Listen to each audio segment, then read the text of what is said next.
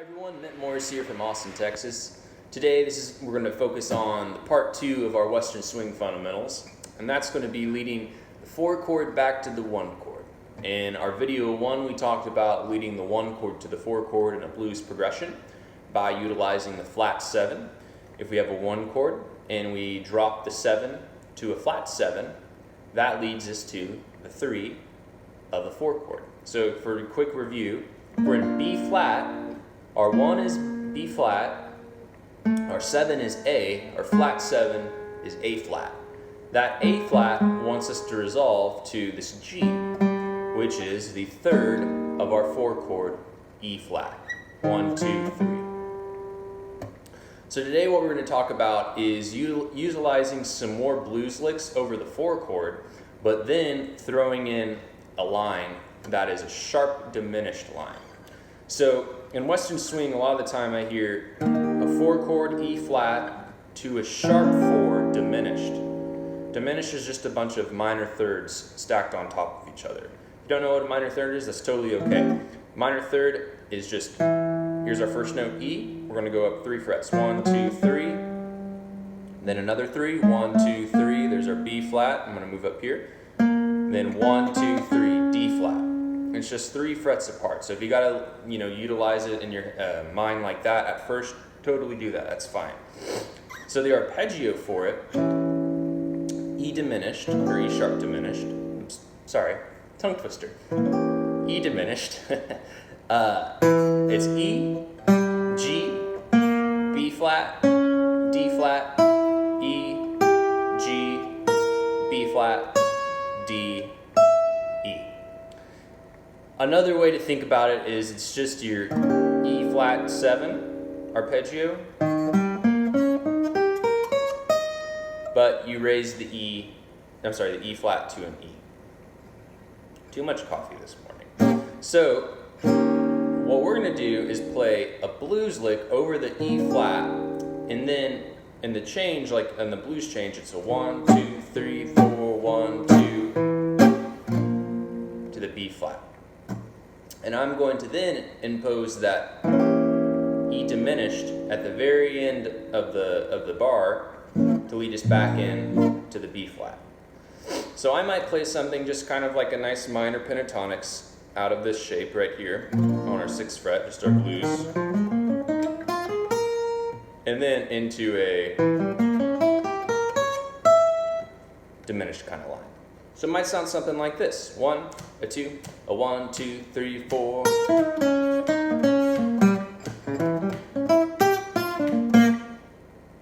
A little slower. 1, a 2, a 1, 2, 3, 4.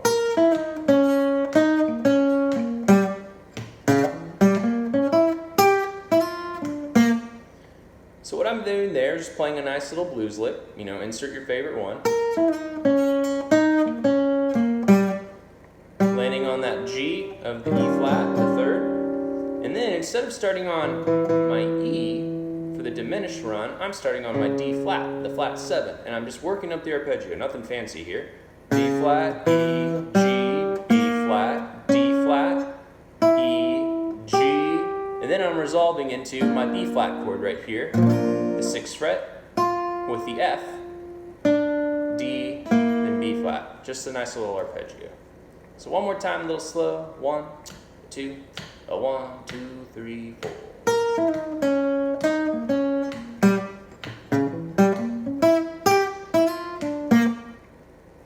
So that's one example of how you can use it. Let's do another example where instead of we're working up, we're working down. So in my mind, and let me preface all of this. I first discovered this stuff when I was studying Roy Nichols and Red Volkart and Jimmy Bryant. So a lot of my licks are based off of kind of how they utilized it. So if you have some favorite guitarists of yours, figure out how they use it, if they use this kind of harmony, and then base your lines off of that, because it's already something you're familiar with. And that's kind of the thing, be familiar with what you're about to play. And don't just wing it kind of thing. So this line that I'm about to play, I kind of lifted from Jimmy Bryant on his solo from the Knight Rider. He does something like that. So I'm going to try and do something of that sort. So what I'm working with, the framework, is D flat, B flat, G, E, D flat, B flat, and then resolve somewhere into there. So I might do something like this, row over the 4 chord, 1, a 2, a 1, 2, 3.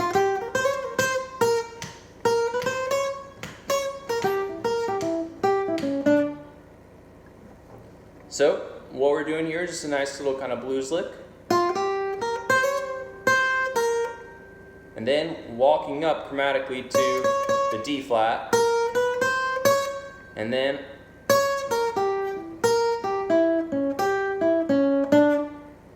just going down 1, 2, 3, 4, and going back to the top, 2, 3, 4, going back to the top, 1, 2, 3, 4, and then landing on our D there. So one more time, 1, 2, 3.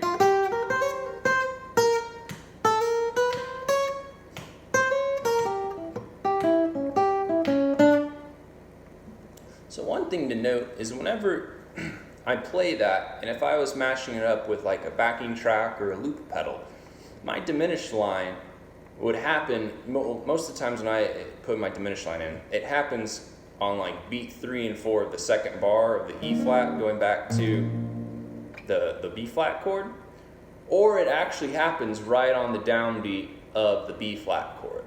And I've just found that the guys that I really like, they do that a lot, and they kind of shift the change, if you will. So that's something to experiment with too. You don't always have to be right on when it's supposed to change. You can kind of, warp it to however you like. So experiment with that. Take, just normal blues licks and then try and insert an arpeggio or a line based off of that diminished back to the 1 and see what you can come up with. I'll leave you with one more. 1, a 2, a 1, 2, 3, 4.